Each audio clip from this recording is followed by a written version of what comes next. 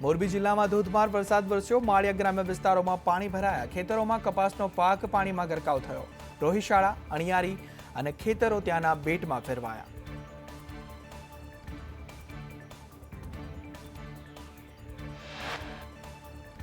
મોરબીમાં ચક્કાજામ કરી સૂતેલા તંત્રને જગાડવાનો પ્રયાસ। ધર્મનગરમાં પાણીના નિકાલને લઈ રહીશોએ ચક્કાજામ કરીને ટ્રાફિક જામ સર્જી વિરોધ નોંધાવ્યો।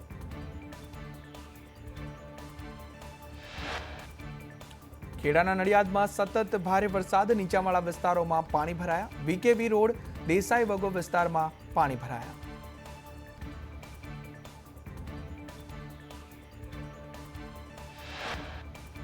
રાજકોટના ઉપલેટામાં 1 કલાકમાં 1.5 ઇંચ વરસાદ વરસ્યો। ધોધમાર વરસાદથી રસ્તા પર પાણી ભરાયા। રસ્તા પર પાણી ભરાતા વાહન ચાલકોને હાલાકી।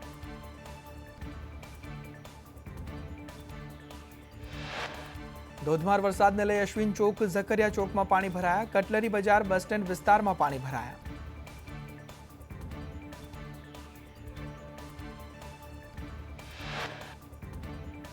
બનાસકાંઠાના ડીસામાં વરસાદી પાણી ભરાયા। વરસાદી પાણી ભરાતા જનજીવન પ્રભાવિત થયું। કંસારી ગામે વરસાદી પાણી રસ્તા પર ભરાતા ગ્રામજનોને પશુપાલકોને હાલાકી વેઠવાનો વારો।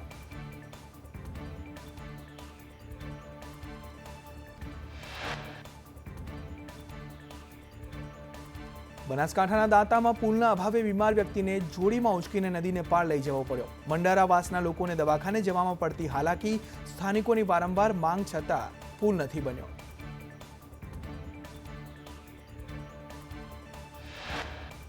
બનાસકાંઠાના ડીસામાં શહેર અને ગ્રામ્ય વિસ્તારમાં વરસાદી પાણી ભરાયા। ખેડૂતો ચિંતામાં મુકાયા। તંત્ર દ્વારા સતત નિરીક્ષણ કરવામાં આવ્યું। લોકોને મુશ્કેલી ના પડે તે માટે વ્યવસ્થા ગોઠવાઈ।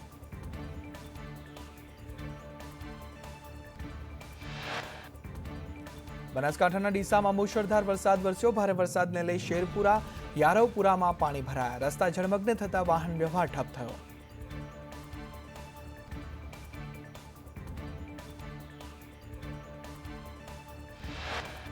બનાસકાંઠામાં ધાનેરા ડીસા હાઈવે પર વરસાદી પાણી ભરાયા। ઝેરડા ટેટોડા વચ્ચે 1 ફૂટ જેટલા પાણી ભરાયા। હાઈવે પર પાણી ભરાતા વાહન ચાલકો ત્રાહિમામ પોકારી ઉઠ્યા। વરસાદી પાણીમાં અનેક વાહનો બંધ પડ્યા।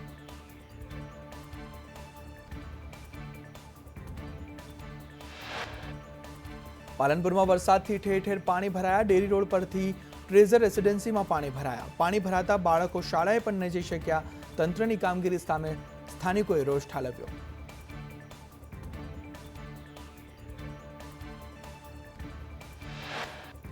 પાલનપુરમાં ધોધમાર વરસાદથી નીચાણવાળા વિસ્તારોમાં પાણી ભરાયા। રહેણાંક વિસ્તારોમાં પાણી ભરાતા લોકોને હાલાકી વેઠવાનો વારો।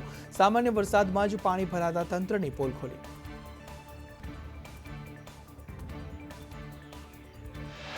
બનાસકાંઠાના દિયોદરમાં ધોધમાર વરસાદ વરસ્યો। વરસાદને પગલે ઠેર ઠેર પાણી ભરાયા। બજારમાં પાણી ભરાતા વાહન ચાલકોને હાલાકી।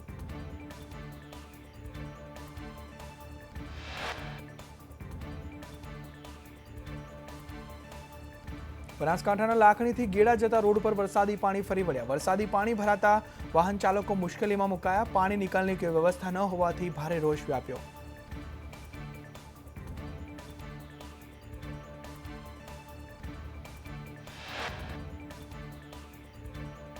બનાસકાંઠાના દાંતામાં વરસાદ બાદ તારાજી સર્જાઈ। ગંગવા ગામના ખેતરોમાં તળાવ જેવા દ્રશ્યો સામે આવ્યા।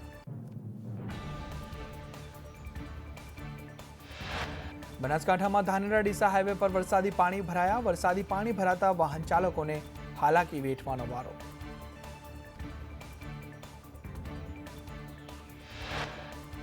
બનાસકાંઠા જિલ્લામાં ધોધમાર વરસાદથી પાલનપુર અમદાવાદ હાઈવે પર પાણી જ પાણી જોવા મળ્યું। ગઠામણ નજીક પાણી ભરાતા ટ્રાફિક જામ પણ સર્જાયો। હાઈવે પર વાહનોની લાંબી કતારો લાગી।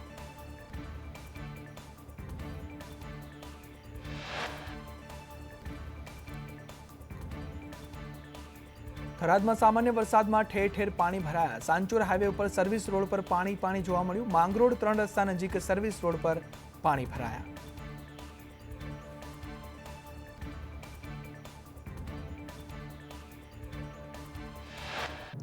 બનાસકાંઠાના જેસોરનું કુદરતી સૌંદર્ય ખીલી ઉઠ્યું। પર્વત પરથી પડતા ઝરણાના નયનરમ્ય દ્રશ્યો સામે આવ્યા।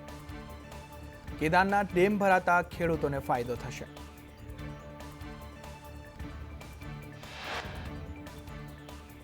રાજકોટના ઉપલેટામાં ભારે પવન સાથે મેઘરાજાની ધમાકેદાર બેટિંગ. ડુમિયાણી, સેવંત્રા, ખાખી, જાડિયામાં વરસાદ. ગઢાળા સહિતના ગ્રામ્ય પંથકમાં વરસાદી માહોલ જામ્યો.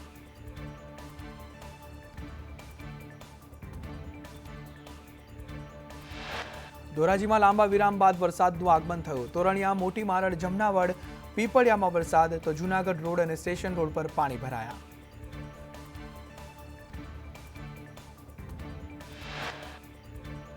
મોરબીમાં વરસાદને લઈ પાણી ભરાયા. Lati plot, Alap road, Nehru gate અને કન્યા છાત્રાલય રોડ પર પાણી ભરાયા.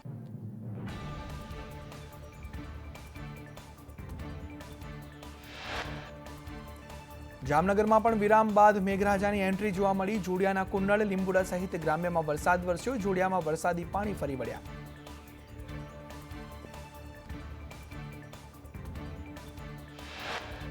પાટણમાં ધોધમાર વરસાદ બાદ ઠેર ઠેર પાણી જ પાણી જોવા મળ્યું. પારેવા સર્કલ પર પાણી ભરાતા ટ્રાફિક જામની સમસ્યા સર્જાઈ. પદમનાથ વિસ્તાર, રેલવે ગરનાળામાં પણ પાણી ભરાઈ ગયા. પાટણના રાધનપુરમાં વરસાદ બાદ હાલાકીના દ્રશ્યો સામે આવ્યા. મહેમદાવાદ કોણશીલા માર્ગ પર કાદવ કીચડ જોવા મળ્યું. ગ્રામજનો કાદવ કીચડમાં ચાલવા મજબૂર બન્યા. 5 કિલોમીટરનો માર્ગ બનાવવા સ્થાનિકોએ માંગ કરી.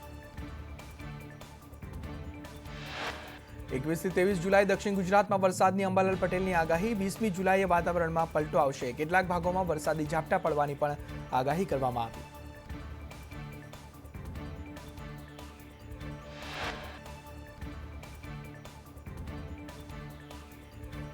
છવ્વીસ થી 29 જુલાઈ દરમિયાન ભારે વરસાદની આગાહી. વાવાઝોડાની અસર બંગાળ ઉપસાગરમાં વર્તાશે, જેની અસર પૂર્વ મધ્યપ્રદેશ અને પૂર્વ ગુજરાતમાં રહેવાની પણ આગાહી કરવામાં આવી.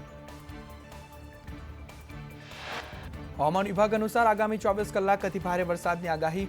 ઉત્તર ગુજરાત, ઉત્તર સૌરાષ્ટ્રમાં ભારે વરસાદ રહેશે. રાજ્યમાં સાર્વત્રિક મધ્યમ વરસાદની આગાહી કરવામાં આવી.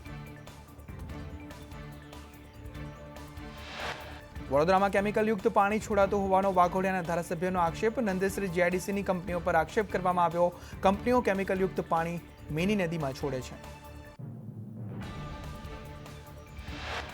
રાજકોટમાં ખખડધજ રોડને લઈ વોર્ડ નંબર 18માં સ્થાનિકોનો અનોખો વિરોધ જોવા મળ્યો. રેકડી કાઢી રસ્તા ઉપર હવન કરી સ્થાનિકોએ મહાનગરપાલિકા તંત્રને જગાડવાનો પ્રયાસ કર્યો.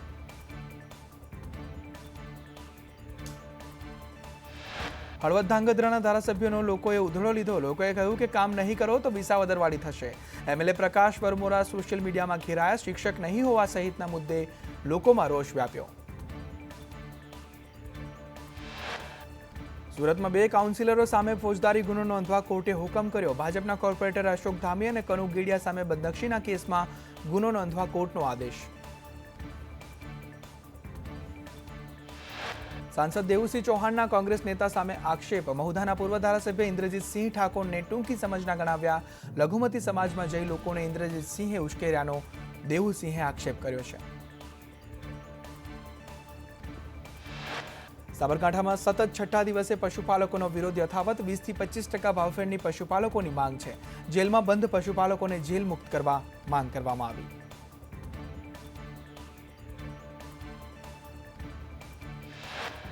વડોદરાના મકરપુરામાં કેમિકલયુક્ત પાણી છોડાયું. જીઆઈડીસી વિસ્તારમાં કંપનીઓએ પ્રદૂષિત પાણી છોડ્યું. નદેસરાની મિની નદીમાં કેમિકલયુક્ત પાણી છોડવામાં આવ્યું. પ્રદૂષણ ફેલાવતા એકમો સામે કાર્યવાહીની માંગ ઉઠી છે. રાજકોટમાં જન્માષ્ટમીનો મેળો રંગે ચંગે ઉજવાશે. ચકરડી ફજેત સાથે મેળો યોજવામાં આવશે. રાજકોટવાસીઓ લોકમેળાનો ભરપૂર આનંદ માણી શકશે.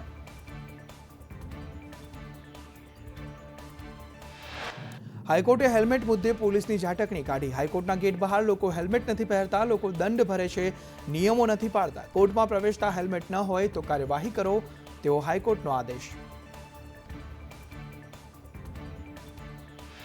બ્રહ્મ સમાજના રોષ બાદ રાજુગીરીએ માફી માંગી. બ્રાહ્મણ માટે શબ્દ બોલાઈ ગયો હતો. હું દિલથી માફી માંગુ છું. વ્યાસપીઠ બ્રાહ્મણોના આધારે છે.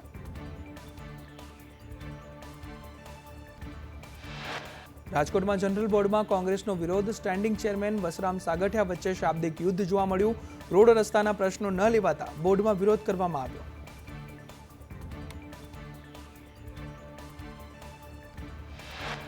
એએમસીમાં બાઉન્સરોની દાદાગીરીને લઈ સંકલન બેઠકમાં ઇમરાન ખેડાવાલા વરસ્યા. કહ્યું, કરોડોના ખર્ચે રખાતા બાઉન્સરો બેફામ છે. મીડિયાકર્મી સાથે ગેરવર્તન ન ચલાવી લેવાય. નાગરિકોને સંભાળવાની જવાબદારી અધિકારીની છે.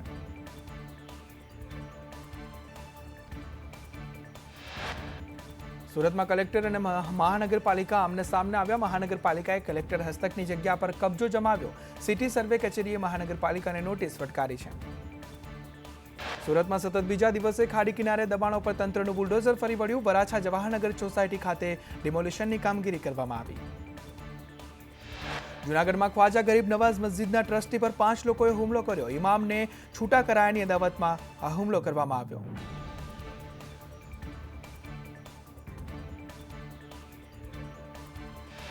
અમદાવાદ એરપોર્ટ પરથી મહિલા પાસેથી આઈફોન, એપલ વોચ, લેપટોપ અને કેસર ઝડપાયો. 45 લાખના મુદ્દામાલ સાથે મહારાષ્ટ્રના ઉલ્હાસનગરની રહેવાસીની ધરપકડ. પાલનપુરમાં દુષ્કર્મના આરોપીને પોલીસે ઝડપી પાડ્યો. યુવતીને બ્લેકમેલ કરી અશ્લીલ વિડીયો ઉતાર્યો હતો. રોકડ અને દાગીના મળી 5 લાખ પડાવી લેતા ફરિયાદ નોંધવામાં આવી. સુરતમાં જય અંબે જ્વેલર્સમાં ચોરીનો ભેદ ઉકેલાયો. ક્રાઇમ બ્રાન્ચે 3 આરોપીઓની ધરપકડ કરી. બાતમીના આધારે 3 આરોપીઓને ઝડપી પાડવામાં આવ્યા. રાજકોટના ગોંડલ રોડના કુરાડ ચોક પર ટ્રાફિક જામ સર્જાયો. ટ્રાફિક હળવો કરવા ટ્રાફિક પોલીસ ન હોવાથી વાહન ચાલકોને મુશ્કેલી વેઠવાનો વારો.